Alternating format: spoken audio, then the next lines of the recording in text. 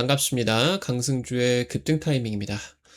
오늘 또 급등 타이밍 시청해 주셔서 감사드리고요. 영상 시청하시기 전에 영상 하단에 좋아요 버튼 그리고 댓글 꼭 부탁드리도록 하겠습니다.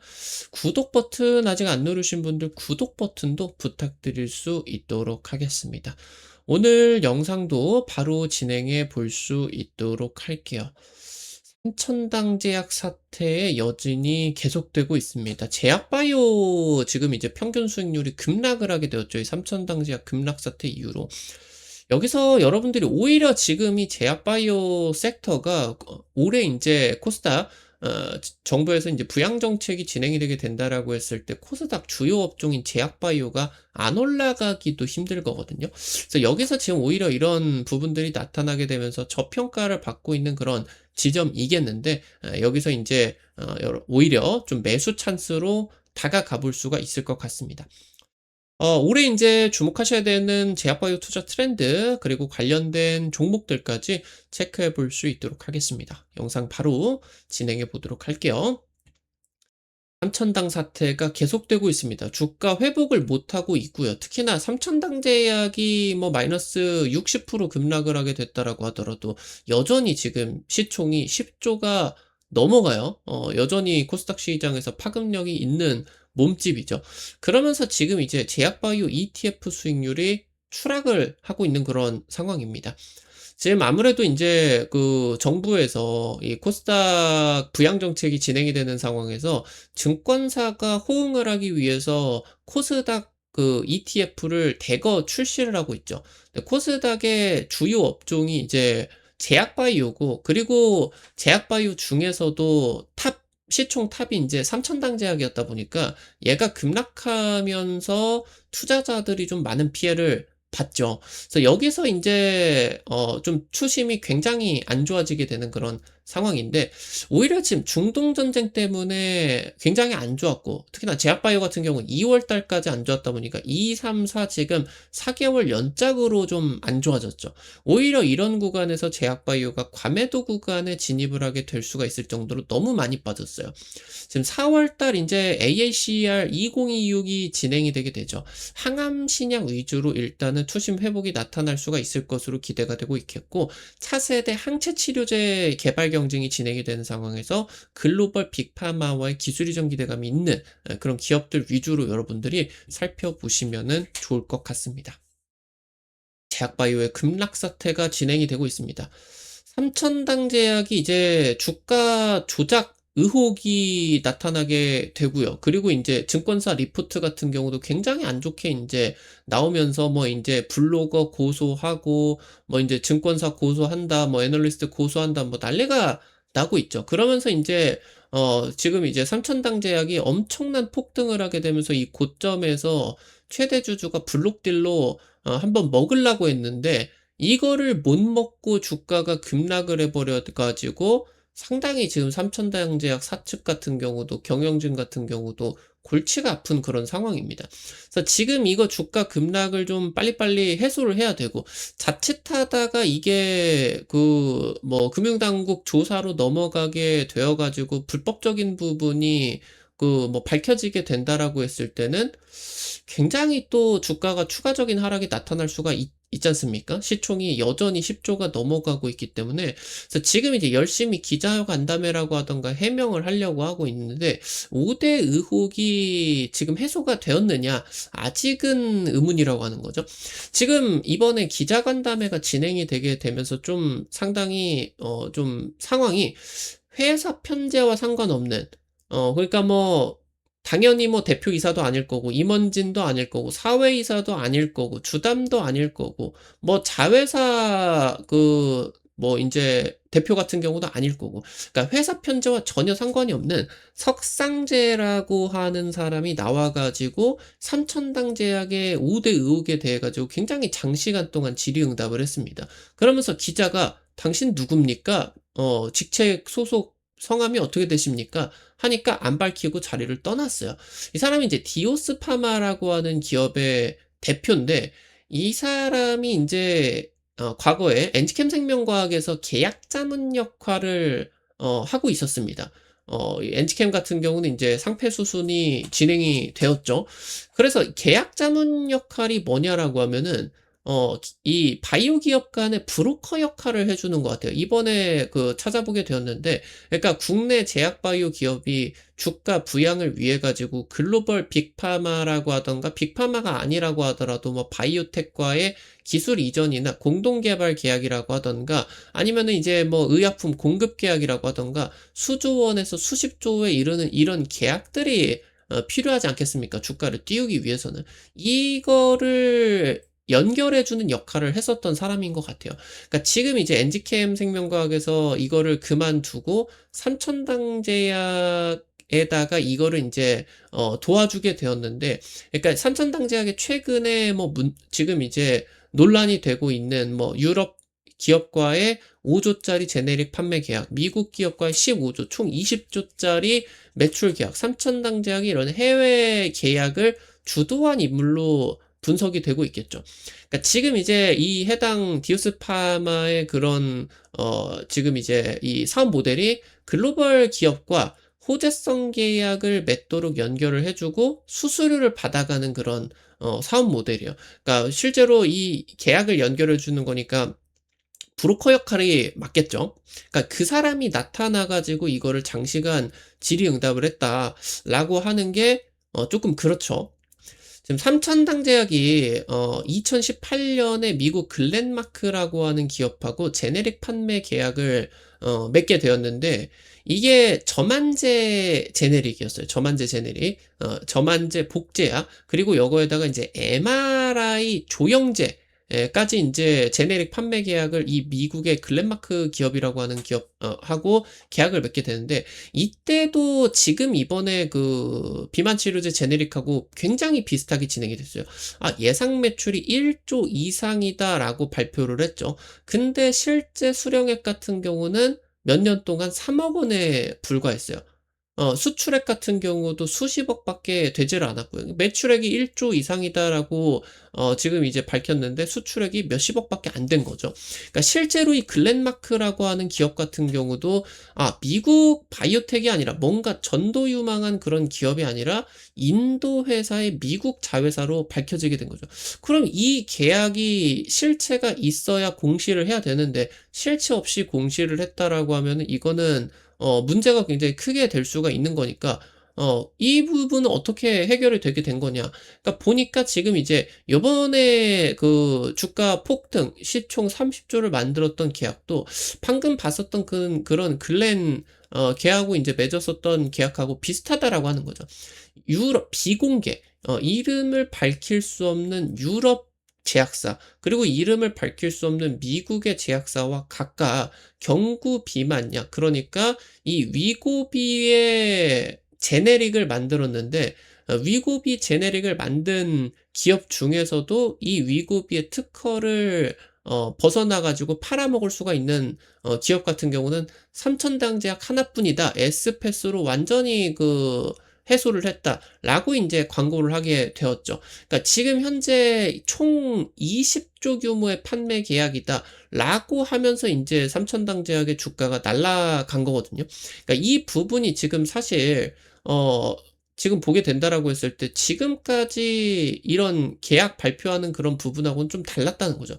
그러니까 지금 실제로 이 계약을 어떤 이 비공개 기업하고 계약을 맺게 되었는데, 이 기업 같은 경우는 실제로 삼천당제약의 이 위고비 제네릭이 FDA 최종 허가 시판 허가를 받지 못하게 된다라고 하면은 해외 제약사는 추가 지출 없이 계약금, 돈만 벌어가는 그런 구조인 거죠. 그러니까 실제로 지금 중요한 거는 이 부분, 그러니까 판매 계약이 중요한 게 아니라 결국에 삼천당제약의 경구 비만약 제네릭이 FDA 통과를 해야 되는 게 이제 중요한 거죠. 그래서 현재 지금 시장 변동성 우려가 나타나다 보니까, 그러니까 제약바이오 관행상 계약금하고 마일스톤만 밝히지 예상 매출 규모 같은 경우는 회사 공식적인 문서에다가는 기입하지 않아요. 그러니까 5년 동안에 어떤 일이 일어날 줄 알고 5조 원짜리 계약이니 20 조짜리 계약이니 이런 거를 통상적으로 안 쓴다는 거죠. 그리고 이런 부분들을 발표를 하게 된다라고 하면은 주가가 미친 듯이 등락이 나타나고 뭐 삼천당제약 같은 경우 결국에 이런 계약 발표를 하게 되면서 뭐 사실 성공을 한 거죠. 뭐 한 3000%가 넘게 올라간 거니까. 그러니까 보통은 이런 부분들은 기입을 하지 않고 확실한 거 계약금하고 마일스톤만 기입하는 게 일반적이고, 이런 매출 같은 경우는 향후 5년, 10년 동안 얼마 정도 기대 매출이 나옵니다라고 우회적으로 홍보를 하는 게 관행이에요.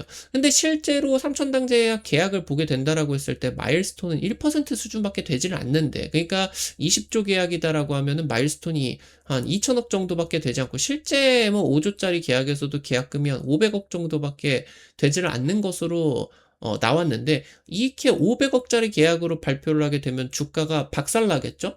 그러니까 이거를 굳이 밝히지를 않고 5조짜리 계약이다. 15조짜리 토탈 20조 계약을 미국의 기업과 유럽의 기업과 맺었다라고 하는 거죠. 그래서 지금 이 부분이 문제가 될 수 있는 상황들이 여전히 삼천당제약이 기자간담회에서 해소를 못하다 보니까 금융당국에서 이거 좀 조사해야 되는 거 아니냐, 이거 문제가 되는지 안 되는지 점검을 해야 되는 거 아니냐. 특히나 정부에서 주가 조작을 뭐 하면은 뭐 폐가망신해 버리겠다 이런 말도 하고 있다 보니까, 금융당국이 지금 이런 사태가 실제로 뭐 봐야 되겠지만, 이런 사태가 나타나게 된다라고 했을 때 정부가 뭐 지금 추진을 하고 있는 코스닥 부양 정책, 이 부분에 완전히 좀 반대돼 버리는 그런 상황이지 않겠습니까? 그래서 이 부분들 조사로 넘어갈 가능성이 굉장히 좀 이제 생기고 있는 거죠.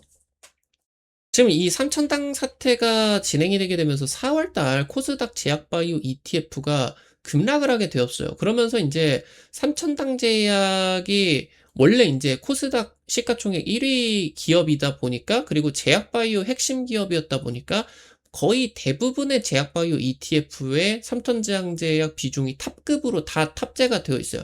근데 얘가 인제 급락 나오다 보니까 ETF 수익률이 추락을 하게 되고, 이런 불확실성이 있는 사태가 나타나다 보니까 ETF가 삼천당 제약을 매도하는 사례가 많아졌죠.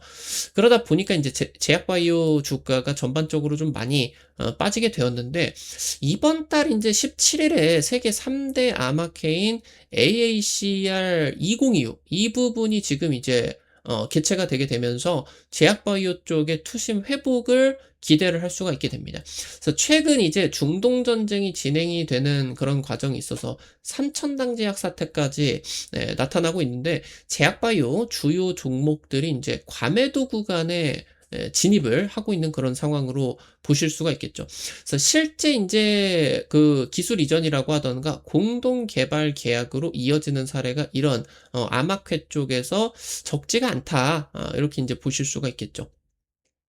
최근에 인제 이 혁신 신약 개발 속도가 굉장히 빨라지고 있어요. 단일 클론 항체 기반의 1세대, 2세대 항암 신약에서 2중이나 3중 항체 치료제, 그리고 ADC 치료제 같은 혁신 치료제들이 현재 상용화가 되고 있겠거든요. 그래서 지금 현재 이 암세포 특이 발현된 단백질 이 부분을 인제 타겟을 한다. 그러니까 암세포 주변에만 위치를 하게 되는, 암세포 표면에 자라나는 단백질을 타겟으로 항체가 개발이 되게 된다라고 이제 보실 수가 있겠고, 거의 대부분의 지금 항암 신약 같은 경우는 단일 클론 항체부터 해가지고 혁신 신약들 대부분이 항체 기반으로 만들어지게 됩니다. 그래서 지금 이제 국내 바이오텍 같은 경우도 항체 치료제에 대한 이런 대규모 기술 이전 사례가 잦아지고 있어요. 최근에 이제 성사되고 있는 대규모 기술 이전, 뭐 ABL 바이오라고 하던가 뭐 리가켄 바이오, 대부분이 이 항체 치료제 기반으로 만들어진 그런 의약품이다라고 이제 볼 수가 있겠죠. 키트루다 필두로, 이 키트루다가 이제 전 세계 1위 매출 기록하고 있는 항암제 아니겠습니까? 얘를 필두로 이제 PD-1, PD-L1 기반의 면역 관문 억제제가 향후에도 중추적인 역할이 기대가 되고 있어요. 이게 이제 코어 항암제다라고 하는 거죠. 코어 항암 요법으로서 이걸 이제 성사시키기 위해서 다양한 보조요법이 추가되는 식으로 인제 진행이 되게 될 겁니다. 그러니까 결국에 면역 관문 억제제의 반응률을 높이기 위한 다중항체 치료제가 많이 개발이 되고 있어요. 그러니까 항체가 하나의 치료제 이 키트루다 같은 경우는 단일 클론 항체, 그러니까 항체가 하나밖에 없는데 최근 개발이 되고 있는 거는 하나의 의약품에 항체가 두 개가 달려 있는 거죠. 두 가지의 두 가지의 물질을 타겟할 수가 있는 항체가 두 가지 이상 뭐 이중항체, 삼중항체까지 개발이 되고 있는데, 그러니까 하나에다가는 이 PD-1이나 PD-L1을 버리고, 그리고 여기에다가는 인제 뭐 다양한 뭐 EGFR이 될 수도 있겠고, 아니면은 뭐 T세포를 활성화시키는 물질이 될 수도 있겠고, 그러니까 이런 식으로 된다라고 하던가, 아니면은 이 키트루다와의 병용요법으로 연결이 된다라고 하던가, 이런 것들이 지금 혁신 신약으로서 개발이 확대가 되고 있겠죠. 최근에 인제 차세대 면역 관문 억제제 같은 경우도 인제 개발이 되고 있는데, ADC 치료제로 지금 이제 확대 적용이 되고 있겠다. 그래서 지금 ADC 치료제 같은 경우는 지금 원래 개념 같은 경우는 링커에다가 항체를 붙이고 페이로드가 인제 탑재가 되었다라고 이제 보실 수가 있게 되는데, 지금 이 부분 같은 경우는 또 어떻게 될 수가 있느냐. 지금 ADC 치료제의 항체에다가 아예 그냥 이 면역 관문 억제제를 붙여 버려 가지고 이거에다가 더해서 페이로드, 살상 물질까지 더해 버려 가지고 암세포도 없애고 암세포의 그런 스텔스 기능, 면역 억제 기능 같은 경우도 없애버리는 식으로 차세대 항암 신약 같은 경우도 개발이 되고 있죠. 지금 이제 이 부분들 혁신 신약들이 계속 이런 식으로 개발이 되고 있고, 이런 차세대 의약품에 대해 가지고 글로벌 빅파마들의 관심도가 굉장히 높습니다. 그래서 이런 이제 글로벌 빅파마와의 대규모 기술 이전이 진행이 되게 된다라고 했을 때 거의 기술 이전 계약이 시가총액 규모까지 좀 나타나게 되는 것처럼, 그러니까 뭐 기술 이전 계약이 한 5조 정도 나온다. 그러면은 요거를 인제 뭐 시총이 5조가 된다. 이런 식으로 지금 이제 주가가 반영을 하고 있겠거든요. 그래서 상암제 시장 2014년 300조에서 600조 규모까지 성장을 하게 되면서 항암 신약이 주도하게 될 것으로 전망이 되고 있겠다. 체크하실 수가 있겠습니다. 오늘 관련된 투자 포인트부터 관련된 종목들까지 체크해 볼 수 있도록 하겠습니다. 첫 번째로 IM 바이오로직스입니다. 항체 치료제 개발 전문 기업이고요. 이중항체 플랫폼 기술을 보유를 하고 있습니다. 차세대 항암 신약 그리고 자가 면역 질환 치료제를 개발을 하게 되었는데, 면역 관문 HLG라고 하는 새로운 지금 이제 면역 관문 억제제를 개발을 하게 되었어요. 그래서 이 부분을 표적을 하게 되는 ADC 치료제, 그러니까 차세대 ADC 치료제가 되는 거죠. 그냥 항체만 그 타겟으로 했는데, 항체가 인제 어떤 뭐 암세포의 항원, 특이 발현이 되게 되는 항원만을 타겟으로 했는데 아예 이 항체가 면역 관문 억제제로 바뀌어 버리게 된다. 그럼 이게 면역 관문 억제제에 가 가지고 면역 관문 역할도 하게 되면서 여기에다가 인제 결합을 해 버리게 된다라고 했을 때 페이로드가 팡 터져 가지고 암세포를 사멸시킬 수도 있는, 이걸 인제 면역 관문 억제제가 발현이 되게 되면은 우리 몸 안에 있는 T세포도 와 가지고 이거를 치료해 줄 수가 있겠죠. 새로운 개념의 이제 ADC 치료제 같은 경우도 지금 개발을 하기 시작을 했고, 해당 의약품 이번에 AACR 2026 참가를 해 가지고 임상 결과 발표를 하게 된다. 체크하실 수가 있겠고요. 마지막으로 HK 이노엔입니다. 중소형 제약사 중에 가장 강력한 신약 모멘텀이 나타나고 있다라고 증권사에서 분석을 하고 있습니다. KCAB라고 하는 위식도 역류성 질환 치료제, 이게 굉장히 잘 팔리고 있어요. 이걸 캐시카우 기반으로 현금 동원력이 있다 보니까 이걸 기반으로 이제 차세대 항암 신약이라고 하던가 비만 치료제, 요런 것들을 지금 이제 개발을 하고 있습니다. 최근에 이제 면역 관문 억제제 대비해 가지고 높은 효능 나타나고 있는 폐암 신약을 개발을 할 수가 있었겠고, 이 부분 이제 병용 투여 임상에서 긍정적인 결과 같은 경우도 나타나고 있습니다. 해당 의약품 이제 국내 개발사 신약 개발사 또 동아이시티 쪽과 공동 개발하고 있는데 AACER에서 해당 의약품 임상 결과 발표 기대가 되게 되면서 긍정적 결과 발표가 기대가 되겠죠? 여기에서 이제 주가 같은 경우도 반응을 할 수가 있을 것으로 기대가 되고 있겠습니다. 오늘 관련된 투자 포인트들과 함께 종목들도 체크를 해 봤고요. 우리 급등 타이밍 오늘 또 시청해 주셔서 감사드립니다. 오늘 유튜브 통해 가지고 여러분들에게 좀 제시를 해 드리는 종목들 같은 경우는 상한가, 당일 급등 이런 것 같은 경우는 나타나기가 좀 한계가 있을 수밖에 없겠죠. 그래서 그런 정보들을 100% 무료로 실시간으로 여러분들에게 인제 좀 알려드리고 있습니다. 단타방 오픈해서. 지금 금요일자 찍어드렸었던 에이스테크 요거 찍어드리자마자 당일 상한가 갔죠? 이런 식으로 당일 급등 상한가 기대되는 단타 종목 올려드리면 한 100만원, 200만원 이 정도 투자를 하셔가지고 5만원에서 10만원 정도 지금 이제 5만원에서 10만원 정도 아침에 단타로 벌어 가본다. 이런 느낌으로 이제 좀 여러분들이 접근을 하시면은 좋을 것 같다. 체크를 하시면 될 것 같고요. 관련된 내용들 어떻게 이제 입장하실 수가 있는지 바로 말씀드릴 수 있도록 하겠습니다. 여러분들 이제 시청하고 계시는 유튜브 아래로 좀만 내려보시면은 설명 쪽에 실시간 무료 텔레그램방 입장이라고 링크 올려놨습니다. 요거 이제 링크 누르시면은 무료 설치부터 입장까지 전부 가능하시니까 놓치지 마시고 꼭 이용을 해보시면은 좋을 것 같습니다. 우리 급등 타이밍 오늘 또 시청해 주셔서 감사드립니다. 오늘 영상도 도움이 되셨다라고 하시는 분들 영상 나가시기 전에 좋아요와 댓글 잊지 마시고 꼭 부탁드릴게요. 여러분들이 남겨주시는 좋아요 버튼, 댓글 하나하나가 급등 타이밍에게 정말 큰 도움 된다. 다시 한번 부탁드리고요. 구독 버튼 아직 안 누르신 분들 구독 버튼 꼭꼭 또 부탁드리도록 하겠습니다. 오늘 영상 시청해 주셔서 감사드리겠고요. 지금까지 급등 타이밍이었습니다. 감사합니다.